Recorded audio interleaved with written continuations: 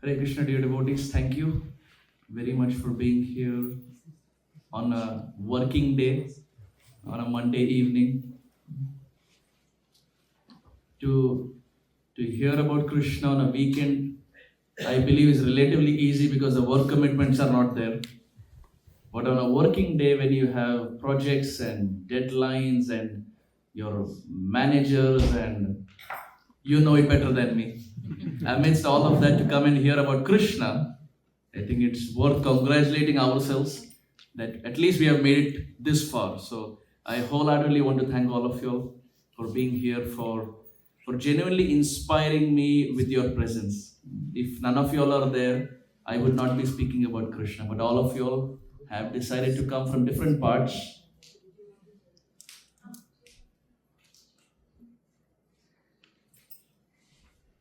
We want to do the Zoom recording. Oh, achha, okay.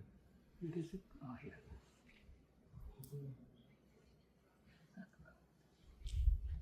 All of you all have come from different parts to inspire me. I genuinely want to thank you. I see some familiar faces in the audience from having been here in the past. To all the devotees present here, please kindly accept my most humble obeisances. Vancha kalpatarubhyascha upasindubhyev vacha patitanam pavebhyo vaishnavebhyo namo namaha. Before we get started, dear devotees, let's chant the Mangalacharan prayers, also called as the invocation prayers. Seek auspiciousness from our spiritual superiors like Srila Prabhupada, and then get started in our today's discussion. If you have these mantras memorized, kindly chant along and help. And if you don't have these mantras memorized, it's still okay. These mantras are so powerful, irrespective of whether we know or not, just by hearing them, we get the benefit. But if you have them memorized, kindly chant along. Om Ajnanatimirandhasya Jnananjana Shalakaya Chakshurunmilitam Yena Tasmai Shri Gurave Namaha. Shri Chaitanya Manobhishtam Sthapitam Yena Bhutale Swayam Rupa Radhamayam Dadati Swapadantikam.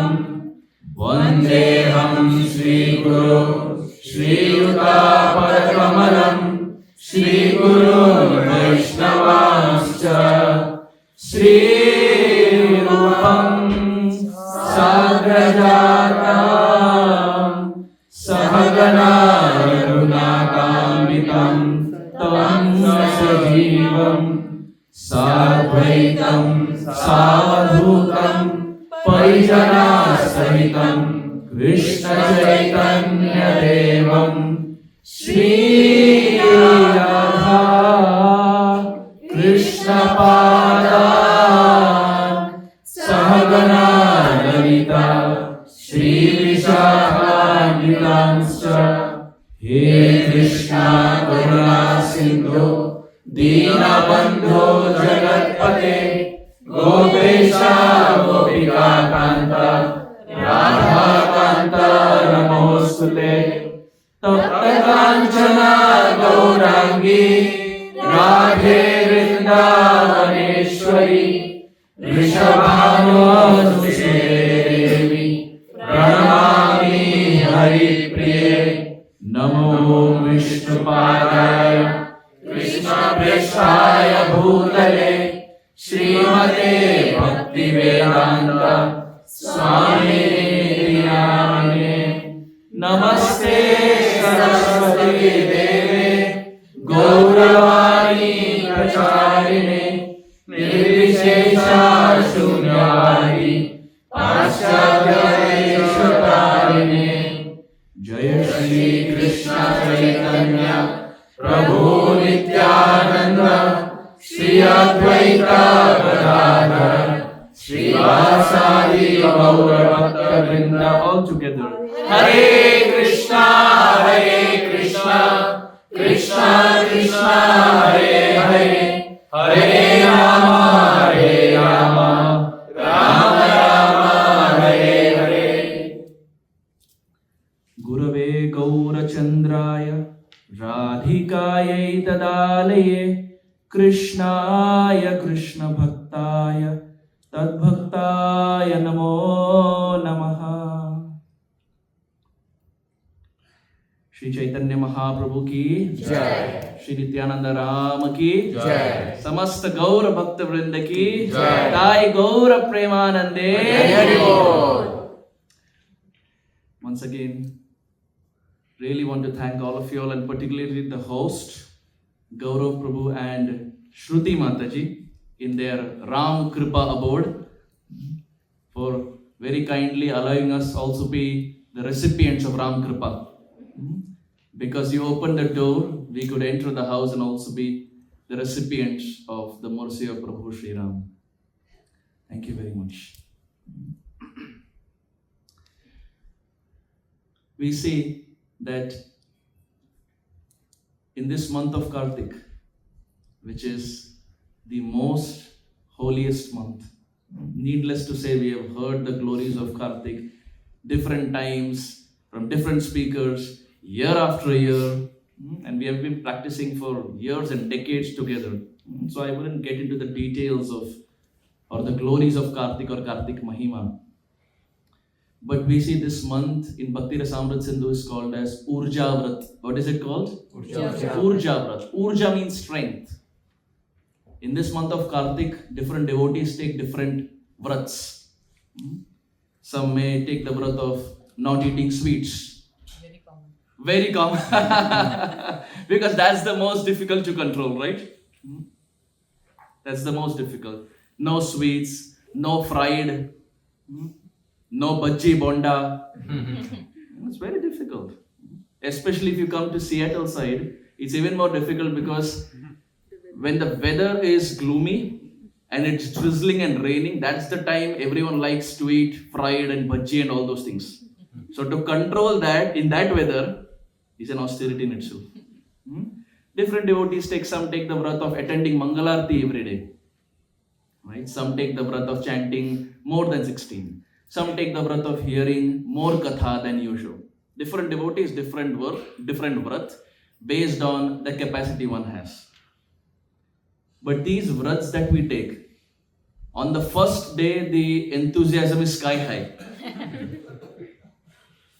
You know what I'm talking about. It's like the gym membership on the 1st January. On the 1st of January, maximum people take gym membership. After 1 week, after 10 days, Gaura Premanande. No one comes back to the gym ever again. Right? So on the 1st and 2nd day of Kartik, we see the enthusiasm is sky high, but as it goes 1 week, 2 weeks, we find it a little difficult and it becomes challenging. At least speaking for myself. But where do we derive that strength from? You and I require that strength to complete our Kartik Vrat. But who is that personality who provides that strength? It is Srimati Radharani. Why? Because Radharani has a name, Urjeshwari. What is the name? Urjeshwari. Urjeshwari Srimati Radharani is that personality who is the source of strength. And when she provides strength to the practitioner gets the ability to complete the Kartik Vrat. And it's very interesting. In the Gita, what does Krishna say?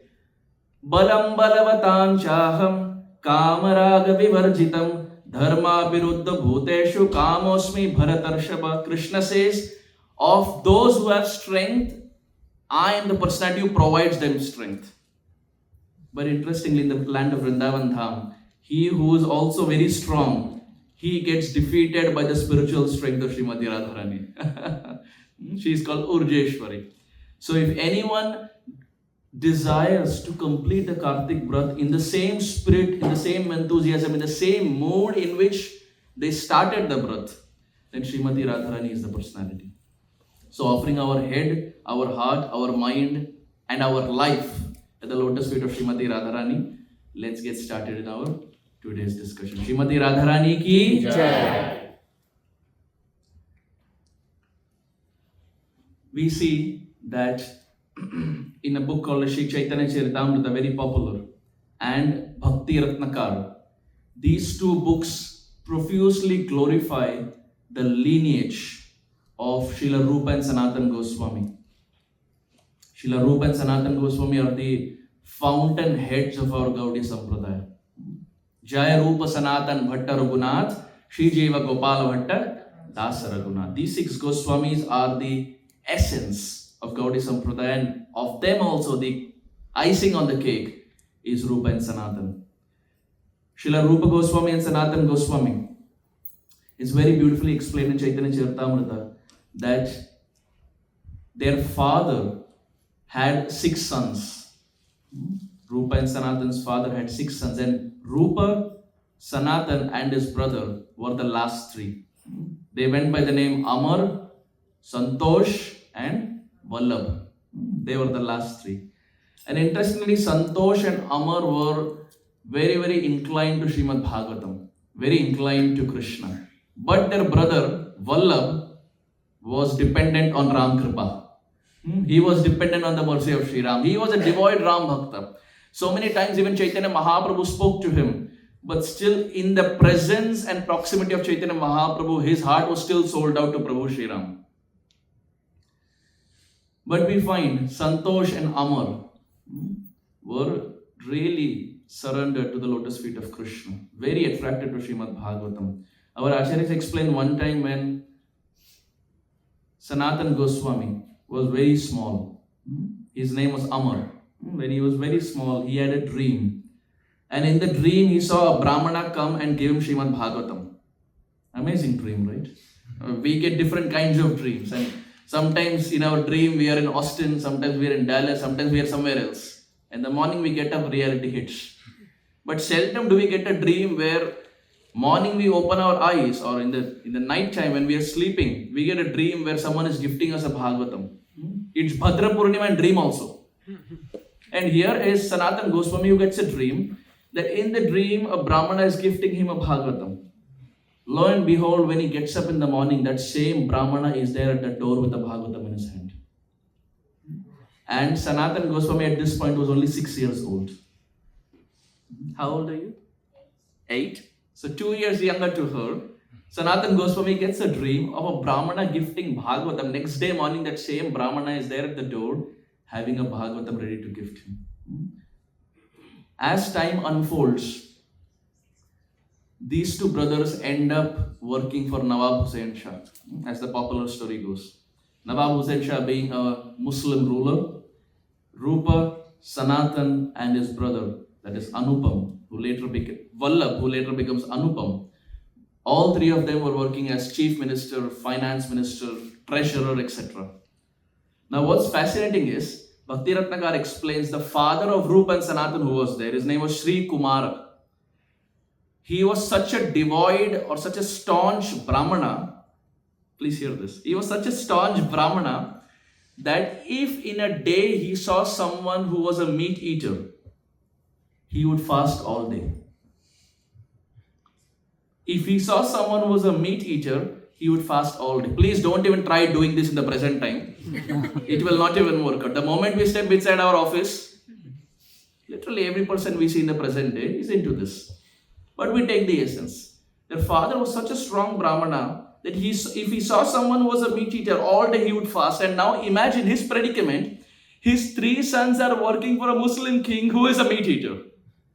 So Rupa and Sanatan in their heart would bleed that our father was such a staunch brahmana and here we are working for some gold coins for this Nawab Hussain Shah.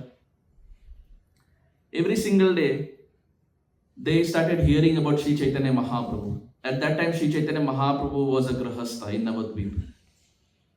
Time unfolded and Rupa and Sanatan, they wrote a letter to Sri Chaitanya Mahaprabhu. They said, my dear Lord, we want to give up this work. We just want to be with you. Like the desire most of us have. Given a choice, most devotees would give up their job and just do bhakti all day, every day, for lifetime. But, kya kare? Ghar bar bhi hai, parivar sambhalna ityadi. But given a choice, we all would just want to do bhakti. Where will the money come from? Krishna will take care. But we just want to do bhakti. And here was Rupa and Sanatan, no exception. They wrote a letter to Chaitanya Mahaprabhu, my dear Lord, we don't want to work. We just want to be with you. We just want to travel with you. We just love your association. Chaitanya Mahaprabhu replies back with a letter. Chaitanya Mahaprabhu says, He gives an analogy, very famous analogy. Mahaprabhu says, just like when a lady is married, and if she has a paramour, she will externally do the household activities so nicely that the husband has no doubt whatsoever. But in her heart, she will be thinking of the paramour. Chaitanya Mahaprabhu indirectly told him, I am your paramour. I am your paramour. He didn't write it, but that's what he meant. He said, Nawab Hussain Shah is like your husband. Just keep doing the household activities so well, and internally in your heart, keep thinking about me. But don't give up your job till the time I don't tell you. So Rupa and Sanatan continued, and their brother also continued. But as they were there in a place called Ramakeli, they were living in Ramkeli. As they were there in Ramkeli, every single day, in spite of doing their work for Nawab Hussain Shah, their heart was still drawn towards Srimad Bhagavatam. One time, Sri Chaitanya Mahaprabhu, as Mahaprabhu was going from one place to another,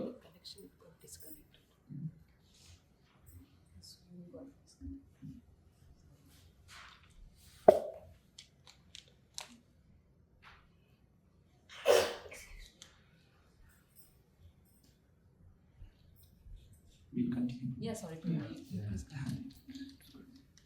Where were we? Yes, Sri Chaitanya Mahaprabhu. As Sri Chaitanya Mahaprabhu one time was going from one place to another. It's okay, Pooja. It's okay. As Sri Chaitanya Mahaprabhu was going from one place to another, he came across a brahmana who was studying Bhagavatam.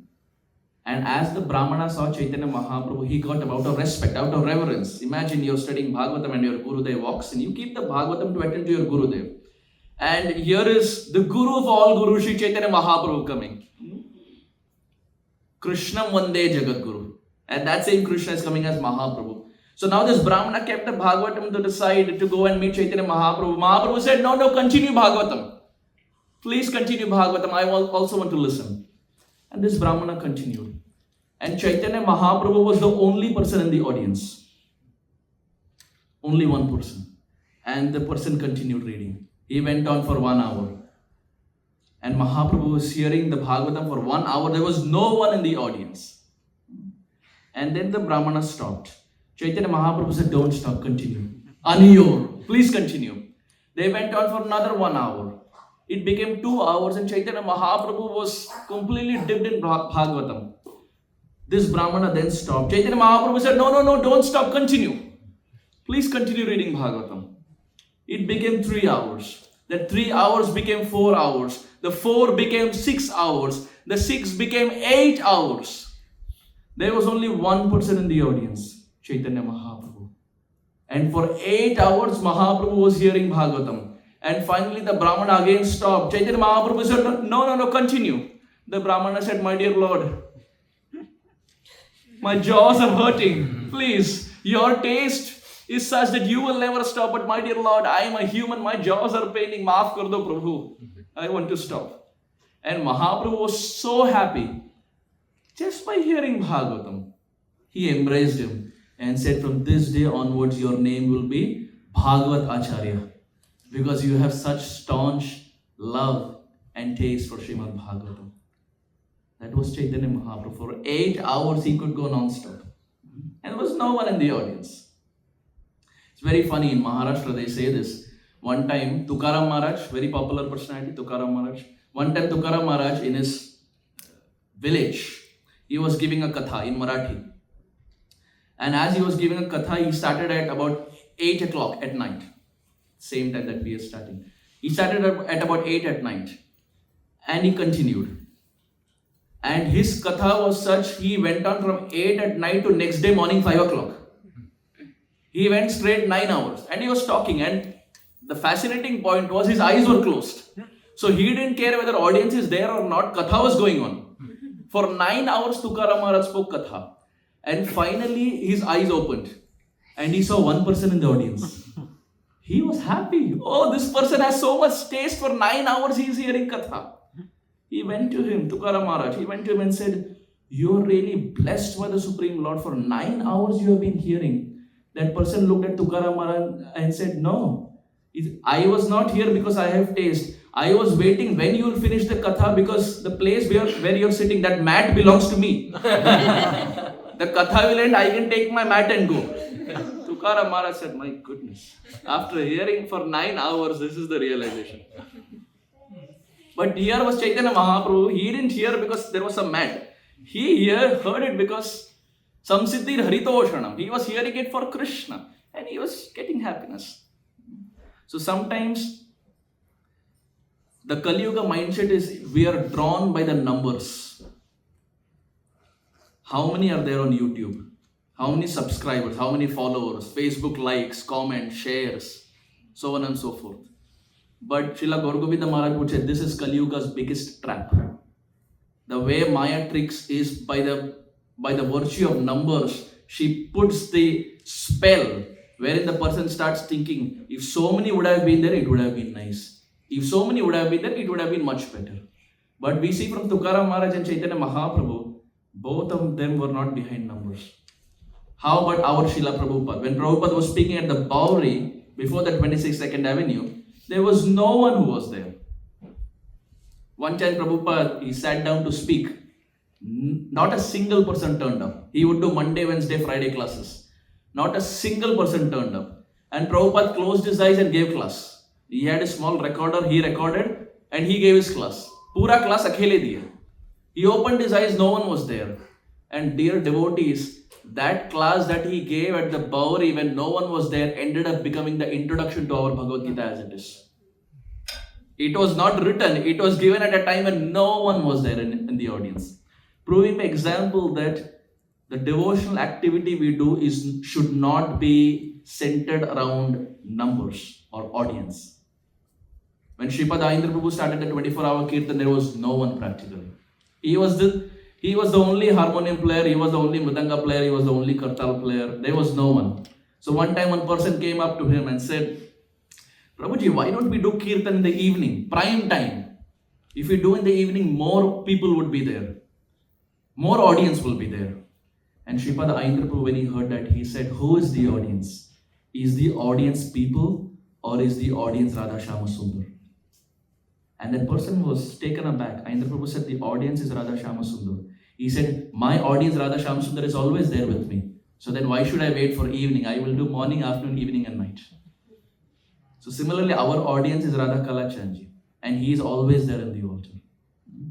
So these acharyas teach us by example that Shuddha Bhakti or Prema Bhakti is not driven by these mic elements. It is driven by Samsiddhir Haritoshanam, to please Krishna. So Rupa and Sanatan were like that. They wanted to hear Bhagavatam and they wanted to be with Chaitanya Mahaprabhu, but lo and behold, it was not happening. Finally, Sri Chaitanya Mahaprabhu takes sannyas. And as Sri Chaitanya Mahaprabhu took sannyas, he decided to go to Vrindavan. And we know as he decided to go to Vrindavan, our Nityananda Prabhu is so ecstatic. In the name of Vrindavan, he took him to Shantipur. He took him to Shantipur. Chaitanya Mahaprabhu reaches at Shantipur, but he thinks it's Vrindavan. He looks at Advaita Acharya and says, my dear Advaita, when did you come to Vrindavan? And Advaita Acharya thinks, what is Chaitanya Mahaprabhu saying? And he looks at Nitai, Nitai winks. And Advaita Acharya said, my dear Lord, wherever you are, that is Vrindavan. Now this is correct. Philosophy-wise it is right. Wherever Mahaprabhu is there, that is Vrindavan. But realistically, he was not in Vrindavan, geographically. But our Nitai is little ecstatic. When they were also walking at one place, Mahaprabhu gives his danda to Nityananda Prabhu. And Nityananda Prabhu breaks the danda. That danda, which is the only possession of a sannyasi, Nitai breaks. And when Mahaprabhu comes back, he looks at Nitai and says, Prabhu kahe Nityananda kaha mora danda. Prabhu, Chaitanya Mahaprabhu, Prabhu kahe Nityananda kaha mora danda. Nityananda kahe danda hoila tridanda. He says, my dear Lord, the danda became three danda. How it became three danda, don't ask me. Transcendental. It became three danda. He broke the danda and threw it in the river. So our Nitai is a little ecstatic. But as Chaitanya Mahaprabhu was going from one place to another, he finally reaches Ramakeli. When he reaches Ramakeli, he meets these two transcendental brothers. And they were waiting to see Chaitanya Mahaprabhu, and finally that day arrived. And when they met Chaitanya Mahaprabhu, Mahaprabhu says, kindly repeat, Shuni Mahaprabhu kahe shuno dabir khas. Shuni Mahaprabhu kahe shuno dabir khas. Tumi dui bhai mora puratana das. Tumi dui bhai mora puratana das. Can someone read the translation? Someone with a loud voice. After hearing the prayer of Davish in the Dabira Khash and Sakhā Malik, Sri Chaitanya Mahaprabhu said, "My dear Dabira Khash, you two brothers are my old servants." So Dabir Khas, as we know, Dabir Khas and Sakhā Malik were the names given by Nawab Hussain Shah. So Muslim names. So interestingly, they had a name Amar and Santosh, which became Dabir Khas, Sakhā Malik. But now when they meet Chaitanya Mahaprabhu, Mahaprabhu initiates them. And he says, Aji haite duhara naam rupa sanatan. Aji haite duhara rupa sanatan. Aji haite duhara naam rupa sanatan. Aji haite duhara rupa sanatan. Dainya chhada tumhara dainya phate mora man. Dainya chhada tumhara dainya phate mora man. My dear Sakhā Malik, from this day your names will be changed to Srila Rupa and Srila Sanatan. Srila Rupa Sanatan Goswami Pada ki Jai. Now please abandon your humility, for my heart is breaking to see you so humble. Imagine Chaitanya Mahaprabhu saying, your humility is breaking my heart. What kind of humility that will be? If Mahaprabhu is saying, he who preached the necklace to be worn around the neck of Trunadapi Sunechena, if he is coming and saying, Aapka dainya bhav chhod dijiye, your humility is breaking my heart, what kind of humility that would have been? Unimaginable, right? And then as Gauranga Mahaprabhu initiates them with the name Rupa and Sanatan, he gives them the 4-point or the 4 pillars, 4 instructions. 1, to build temples. 2, to excavate lost holy places. 3, to develop Vaishnava Sadachar, Vaishnava dealings. And 4th, in the line of our discussion, to write books. 4-point. And we see Rupa and Sanatan and all of the 6 Goswamis, they did all of that.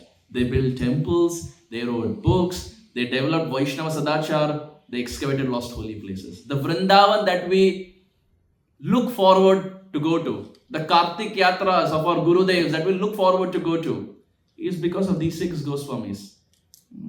Yadi Rupa na hoito taveki hoito. If Rupa and Sanatan wouldn't have been there, the Vrindavan would not have been there. The most of the holy places were revived by the 6 Goswamis. So Mahaprabhu gave this 4th principle of writing books. And we see Rupa Goswami ended up writing so many books like Upadeshamrita, Śrī Bṛhad Sindhu, Ujjvala Neelamani, and so many others. And Sanatan Goswami wrote books like Hari Bhakti Vilas. Hari Bhakti Vilas is actually research by Gopal Bhatta Goswami, but compiled by Sanatan Goswami. So it's like tag team. Both Goswamis working together. But one of the famous books, apart from the Hari Bhakti Vilas that Sanatan Goswami authored, is the Bhagavat-amrta. So we have not started, we are just introducing the author as to how glorious his past was even before meeting Chaitanya Mahaprabhu. It wasn't that his life transformed after meeting Mahaprabhu, it did transform, but even before meeting Mahaprabhu, he was already very special. So that's Sanatan Goswami ends up writing the Bhagavat-amrta. Please kindly repeat. Gaudendrasya sabha vibhushana manis tyaktva riddham shriyam. Gaudendrasya sabha vibhushana manis tyaktva riddham shriyam. Rupasyagraja eka eva tarunim vairagya lakshmim dadhe. Rupasyagraja eka eva tarunim vairagya lakshmim Bhaktirasena Purna Hridayo Bahyavadhuta Kriti Antarbhaktirasena Purna Hridayo Bahyavadhuta Kriti Shaivalai Pihitam Mahasara Iva Priti Pradastadvidam Sarvale Pidam Mahasaraiva Priti Pradastadvidam. Can someone read the translation? Sri Sanatana Goswami, the elder brother of Sri Rupa, was the jewel of the royal court of the king of Gauda. Yet he renounced his immense wealth and prestige to accept the youthful goddess of renunciation. Next also. Although his heart overflowed with the nectar of devotion, outwardly he appeared like a destitute mendicant. He was like a great lake, its pure waters hidden beneath moss, and was deeply affectionate to those who relished the moods of bhakti. Sanatana Goswami externally, even though his heart was flowing with bhakti, externally he was like a mendicant. Śrī Nārada Thakur says, Apanera bhajana katha na kahivo jata tatha. It's a Gaudiya principle that what bhajan we are doing, we don't tell others. How much mala we are doing, what vrat we are doing, we don't tell others. Apanera bhajana katha na kahivo yata tatha. Don't keep going around and saying. Why? Narottam Thakur says, the vrat that we take is like camphor. When camphor is kept in closed room, the essence is preserved. But when camphor is kept out in public, there is sublimation. Which means the principle is when you keep telling your vrat to everyone, you will not be in a position to complete it. Apanera bhajana katha na kahibo yatha tatha. So Sanatana Goswami was like that. The bhajan that he was doing, he wasn't telling anyone. His heart was flowing with bhakti, but externally he acted very simple. That's the Gaudiya principle. Whatever bhakti we are doing, we keep it hidden and only share it with our Siksha Gurus, our Diksha Gurus, etc. Those who are mentoring us. So that's Sanatana Goswami, the jewel of Gauda. If those who are interested in memorizing verses, this is a good verse to memorize, glorifying Sanatana Goswami. So now we begin our discussion. What is this Bṛhad Bhāgavatāmṛta? How does the Bhagavatam unfold? The Bhagavatam unfolds with this fundamental principle that you had Parikshit Maharaj who was cursed to die in 7 days. And how did the curse come up? He was going from one place to another and he felt thirsty. And because he felt thirsty, he went to the sage and the sage's eyes were closed and he put the dead snake. That's the storyline. And then Shukadev Goswami for 7 days and 7 nights speaks the Bhagavatam. Now if we just pause and think, there's something very interesting. The Bhagavatam started with this theme of thirst. There was one king who couldn't control his thirst and because of which the whole pastime unfolded. But very interestingly, for the next 7 days and 7 nights, he doesn't drink a sip of water. He who couldn't control his thirst even for a moment, now by hearing Bhagavatam became so powerful, he got that urja that for 7 days and 7 nights he didn't drink water. Which teaches a principle that when the mind is absorbed in Harikatha, the externals can be taken away. Srila Gaur Govinda Maharaj would give this very interesting example. He would say that when the audience can connect with when the audience can connect with the heart of the speaker, then the externals really don't matter. And the example that he would give is, back in the day there was no mic. When Shukadev Goswami was speaking, there was no mic. But there were thousands of sages who were present. And all of them heard what Shukadev Goswami is saying. So Srila Gaur Govinda Maharaj would say, sometimes we go by the externals where we think mic is required, recording is required, etc. Only then we can hear.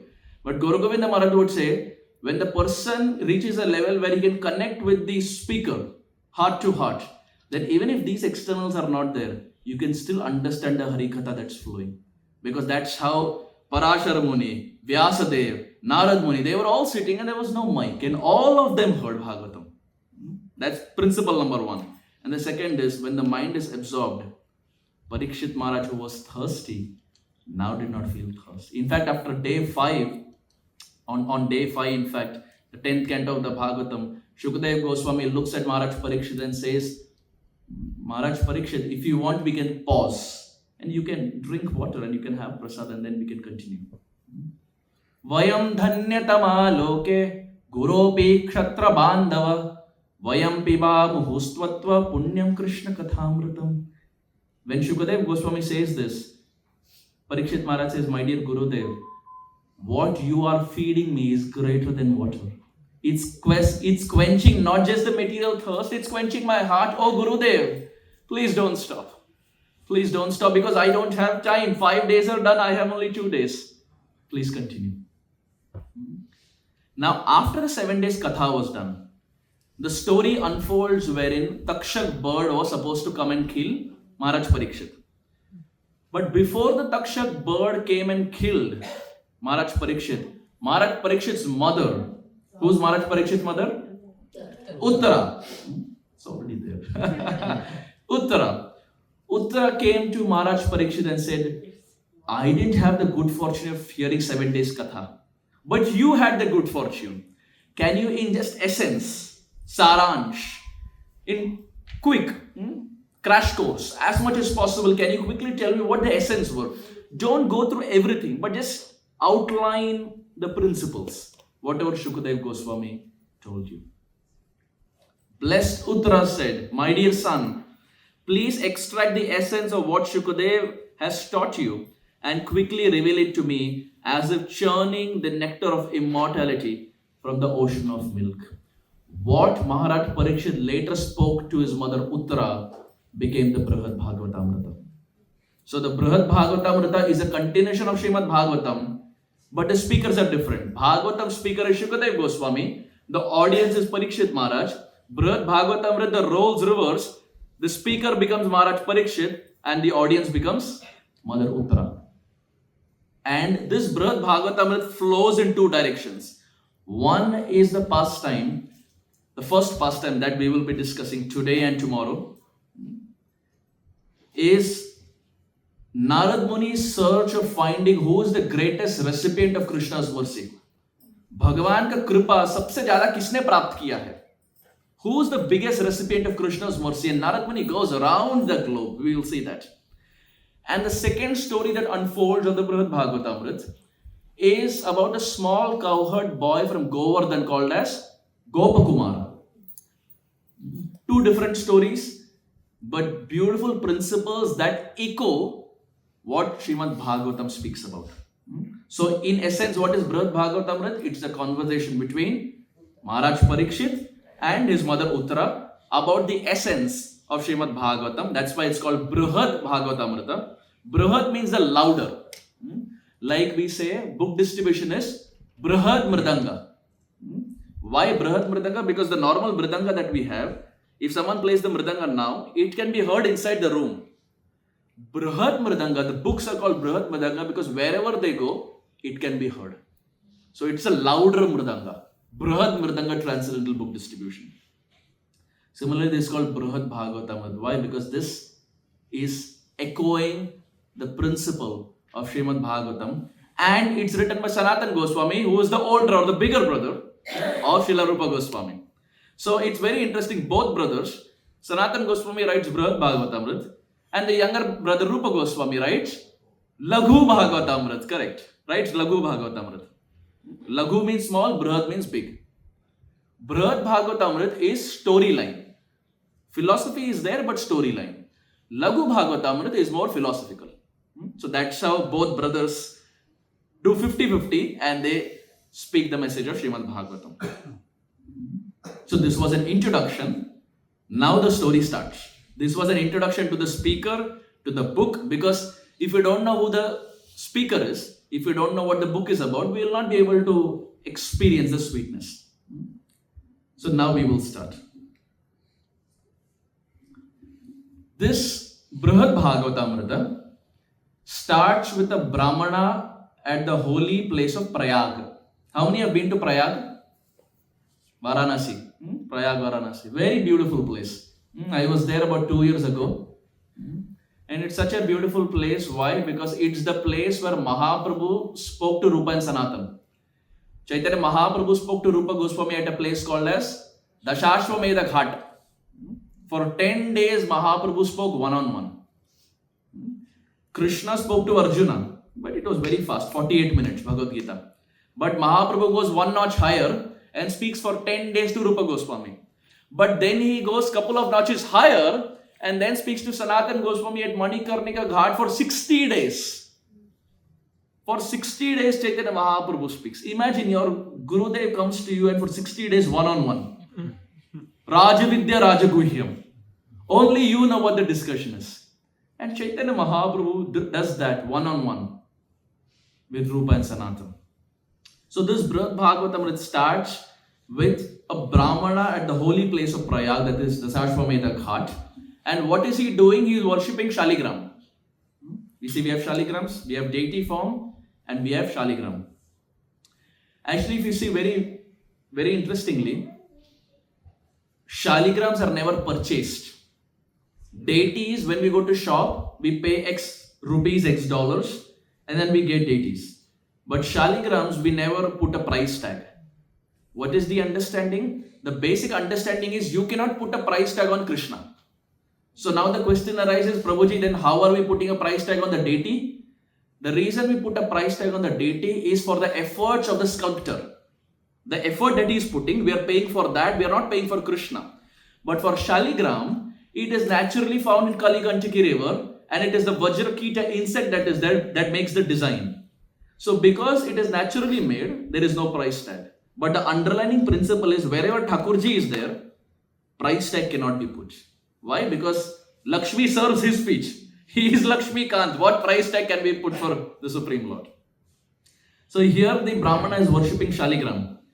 And as he is worshipping Shaligram, he is offering clothes to the Vaishnavas who are there. He is offering food to them. And it's a one-man festival, as Bṛhad Bhagavatamrita explains. He is doing the puja. He is doing Gandha Pushpa Dhupdeep Naividya. He is catering to the Vaishnavas. He is offering them prasad. He is doing practically everything. And as he is doing everything, Narad Muni is seeing from a distance as to how he is engaged in bhajan and as to how he is giving the message of Krishna consciousness to others also. We are talking about Shaligrams, very interesting. Jananivas Prabhu, Mayapur, the transcendental twins, Prabhupada would call them the transcendental twins of ISKCON, Jananivas and Pankajagiri Prabhu. Jananivas Prabhu said something very interesting. He said, in Mayapur temple, the Radha Madhav Ashtasakhi that they have, apart from that they also have the Archa Murtis, the smaller vigrahas, and in the altar they also have Shaligrams. In many temples we will see, we will have Shaligrams that are worshipped in the altar. Jananivas Prabhu said, one time when I went to the altar to worship Radha Madhav, I realized one of the Shaligrams that we have been worshipping is not there on the altar. So I started searching as to where did the Shaligram go. And he said, I knew for the fact that devotees will not steal. Because Shaligram and the Supreme Lord, devotees will not go to this extreme to steal Shaligram. So he thought to himself, where did the Shaligram go? Did the Lord go out of himself? And if he did, where did he go? And Jananivas Prabhu said, I sat down in the temple room and started meditating. And then he got a realization. He thought to himself, now it's summertime in Mayapur. It's very hot. But the Shaligram is coming from Kaligantaki, which is very cold. So maybe the Lord has gone to a place to cool himself off. Apne aap ko thanda karne ke liye, maybe the Lord has gone somewhere. Look at the realization. We wouldn't even go this extreme. Jananivas Prabhu had this realization. Now, where do you think the Lord will go to cool himself off? Jananivas Prabhu goes to the deity kitchen.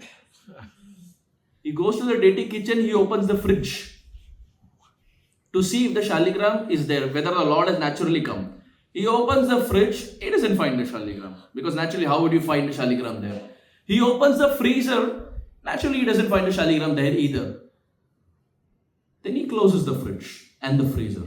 But wait a minute. He opened the fridge again. In the fridge was a box of mango ice cream. He opened the mango ice cream, Shaligram was sitting there. The Shaligram was sitting in a mango ice cream box in the freezer of the kitchen of Shri Radha Madhav. How did he get there? Only he knows. It's a real story. Jananivas Prabhu said it's not baffling for me because he is the Lord, he is Swarat, he can do anything. From the altar, he went all the way inside a mango ice cream. The Lord whom we worship, dear devotees, is very interesting. He can do anything. He can lie, he can cheat, he can steal, he can kidnap Rukmini, and if he wants, he can sit in a mango ice cream also. This brahmana was worshipping a shaligram like that. One time our Śrī Bṛhad Prabhu, who was also very fascinated with shaligrams, one person came to Indra Prabhu and said, Prabhuji, can you identify which shaligram is this? So Indra Prabhu saw, and he was very, very good at it. So Indra Prabhu was seeing, and he couldn't figure out, because with the marks and the design, you can understand which shaligram it is. Indra Prabhu was seeing and he couldn't figure out. So then he took his magnifying glass. You would have seen photos of Indra Prabhu with his glass down below, and with his magnifying glass, he would have a knack of seeing. And Indra Prabhu was seeing, and he still couldn't figure out which shaligram is this. Finally, Indra Prabhu did something that only pure devotees can do. Indra Prabhu kept the magnifying glass to the side. He picked up the shaligram and kept it to his heart and said, my dear Lord, is it you or is it it? Which means, is it you, my dear Lord, is it you? Or is it it? Which means, is it just a stone? If we keep it, only heartbeat we will hear. But Indra Prabhu kept it to his heart and said, my dear Lord, is it you? क्या ये आप है? या फिर ये केवल ब्रज मंडल का एक पत्थर है? And then he gave it back to the devotee and said, it's not a shaligram, but it's a stone from Vrindavan, but it's still worshipable because it's a stone from Vrindavan. Sadhus are amazing. By keeping something in their heart, Krishna reveals to them what the reality is. So here was a brahmana worshipping shaligrams.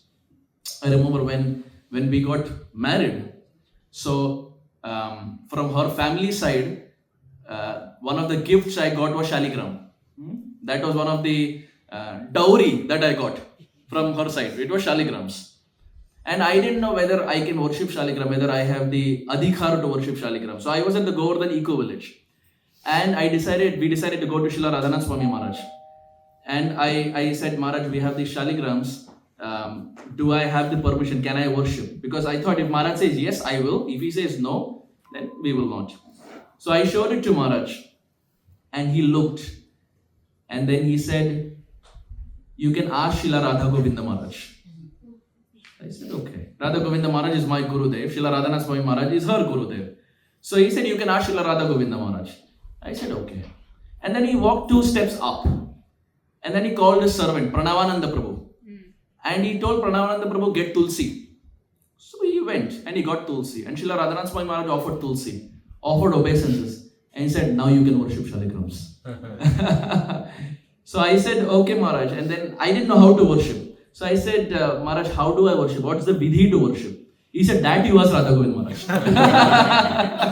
So he gave the permission, but the process he said, ask Gurudev, Srila Radha Govinda Maharaj. And when I went to Srila Guru Maharaj, I told him the same story. So he smiled. And then he said, when you worship shaligram, worship like the way Advaita Acharya did. Ganga water and Tulsi leaves. So here we find this Brahmana wholeheartedly was worshipping shaligrams. And as he was worshipping shaligrams, from a distance Narad Muni saw. And when Narad Muni saw, Narad Muni came there. Can someone read this? Anyone? Again and again, Narada announced, this is the Supreme Lord Vishnu's most dear devotee. Then he ran up to the Brahmana and declared him the recipient of Lord Krishna's highest mercy. Narada proclaimed this openly to all. Narad Muni somehow came there. Narad Muni is there everywhere. The Narad Muni that is shown in TV is not the real Narad Muni. The Narad Muni of TV is someone जो थोड़े चुगली करते हैं, right? But that's not the real Narad Muni. Narad Muni is one of the Mahajans, very exalted sadhu, and he was there and he was seeing the whole thing. And out of nowhere he came there. And how does Narad Muni come? When Narad Muni comes, he just doesn't come. He sings with his veena. Narad Muni bajaye veena, Radhika Ramana naam. Everyone. Narad Muni bajaye veena, Radhika Ramana naam. Brahmana naam. And he looked at the Brahmana and said, I have found the greatest recipient of Krishna's mercy. Because you are worshipping Shaligram, you are there in Prayag, you are doing Vaishnav Seva, you are doing Sankirtan, you are doing everything, which itself means you have got the Lord's mercy. When Narada Muni said this to the Brahmana, what do you think the Brahmana said? Did the Brahmana accept? Yes, I am the most glorious. When it's very funny, when we are told, when devotees come and tell us that, Prabhuji, you're very, very advanced, very pure devotee, Prabhuji. And externally we say, no, Prabhuji, no, I'm very fallen. But internally the heart says, he has recognized me. He has understood who I am. Krishna has enlightened his heart. But externally we say, no, Prabhuji, I am also. Right? In the heart there is little satisfaction. But this Brahmana, when he heard it from Narada Muni, he didn't accept. He refuted. Very humbly he refuted. When Srila Prabhupada came to America, one reporter, he came to Srila Prabhupada and said, Swamiji, why did you come to America? In a respectful way. Swamiji, why did you come to America? And Srila Prabhupada very humbly said, some of my godbrothers went to Germany and failed. Some other godbrothers went to London and failed. I thought if I have to anyway fail, why don't I fail in a new place? Very humbly. Prabhupada, if you see, Prabhupada never took the credit. Every time his disciples glorified, Srila Prabhupada would say, it's all because of my Gurudev, Srila Prabhupada Saraswati Thakur. Never we will say Prabhupada said, yes, it is because of me. Because sadhu ka lakshan yahi hai ki jab prashansa hoti hai, he just passes it on in the sampradaya.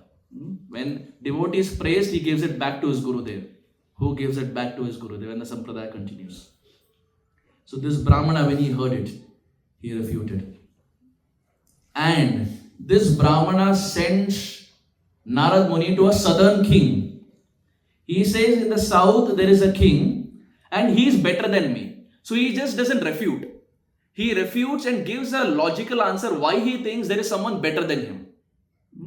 So it's not just, if you logically think, it's not just a display of humility. He really means it because he is able to back it up with an answer. He says, in the south, the king is better than me. Why is better than me? Because I worship Shaligram one day in Prayag and I am doing Vaishnava Seva on one day. He does worship every day. He feeds the Vaishnavas every day. He has built many temples all by himself. His wife, his children, his relatives all perform bhakti. He does Nam Sankirtan every day. Which means what I am doing on one day, he does on 365 days. Oh, Narada, he is better than me. It's not just a display of words. He really means it. Really very humble. So Narada Muni decides to go to the southern king. And when he goes to the southern king, his name is Sarvabhauma. What is the name? Sarvabhauma. Now this Sarvabhauma is not Sarvabhauma Bhattacharya. That is separate. This Sarvabhauma king is separate. But in the southern country, there lives a great ruler, Sarvabhauma, whose kingdom has many temples of God and demigods. He is the true recipient of Lord Krishna's mercy. He always tries to satisfy the Lord. He himself performs Nam Sankirtan before the Lord's deity, chants the Lord's names composed in various attractive arrangements. He dances, sings wonderful songs, plays instruments. His sons, wives, brothers, grandsons, priests, servants, ministers, and other subordinates, he has them also to take part. So he does, and he leads a full bhakti rickshaw. There are people under him and all of them are doing. So Brahmana says he is better because ya keval main kar raha hu. He is inspiring a full congregation. So I feel he is superior and he is a greater recipient of the Lord's mercy. So when Narada Muni goes to the king, what do you think the king said? When Narada Muni said, you are the greatest recipient, what do you think the king said? No, he refuted. He refuted. And you will see this parallel throughout. You will not find even one person who will say yes. Pakad liye barabar. I am the greatest recipient. Not even one devotee. Not even one devotee will say that. Now you will have a question, how does the story end then? If no one will accept, this humility will keep going on and Narad Muni will be going for a world tour continuously. But the story will end. How we will end, we will see in the following classes. But the story ends. It has a conclusion. Narad Muni now decides to go to the southern king. Narada meets the king and Narad Muni says, you are the real recipient of Krishna's mercy. After all, your kingdom is opulent. It has the best citizens endowed with the most excellent character, religiousness, prosperity, knowledge and devotion to God. You have everything, which means you are the greatest recipient of Krishna's mercy. But when the southern king hears this, he humbly denies it. Again a display of humility. Again a display of Trinadapi Sunechena. It's not that they had read Chaitanya Charitamrita. The natural symptom of a sadhu is humility. It's just that Chaitanya Mahaprabhu broadcasted. But otherwise in every sampradaya we find, if when a sadhu is humble, humility is an ornament that he wears. In Radha Gopinath temple, they had made a Vaishnava etiquette manual. And they made the whole Vaishnava etiquette manual and they gave it to Srila Radhanand Swami Maharaj for any final correction before it's published. So when they gave it to Maharaj, Maharaj asked for a pencil. And they gave the pencil to Maharaj. And Maharaj just added one line at the end. The whole Vaishnava etiquette manual was same. At the end, he just added one line. And Maharaj added, the humble disciple of Shri Guru is the best preacher. Just one line. The humble disciple of Shri Guru is the best preacher. He didn't write anything else. It was a Vaishnava etiquette manual. He summed up the Vaishnava etiquette manual in one line. The humble disciple of Shri Guru is the best preacher. Which means preaching is not just about sitting on the Vyasasana. This is very easy. To sit here and speak is the most easiest thing. To practice it in one's life is the most difficult.